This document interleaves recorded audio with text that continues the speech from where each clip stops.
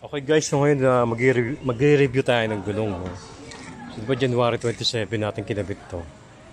So, ano ngayon? January, February, March, April na. So magtatatlong buwan na, diba? Tignan natin yung gulong, no?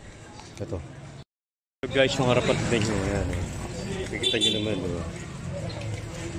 Review natin yung gulong, diba? January 27, so mag-apat na buwan na siya, diba? Ayan, oh.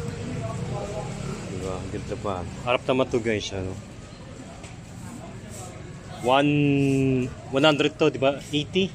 100 by 80. Oh, yun, 180, 17. No? Sakto-sakto lang siya. Ito yung ngayon, in-order ko, binawasan ko eh.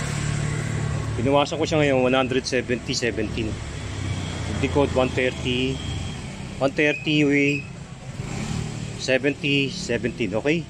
Ayan guys, ito yung review ng gulong guys sa Duro tire ha. Nakita nyo, di ba? Sobrang solid, di ba? Tingnan nyo ha. Hindi yan madulas guys, kahit may back ride ka, no? Okay guys, yun lang. Okay. Ito guys, yung gulong, diba? Ito yung gulong guys sa likod, tingnan nyo, yan, no? January 27 ko kinabit yan, no? O, tingnan nyo, diba? 140 size na ito guys, 17. O, diba? O. Solid, diba guys? O. Tapos harapan, tingnan natin harapan, no? So papalitan na naman natin to this coming April bago tayo mag-endurance. No?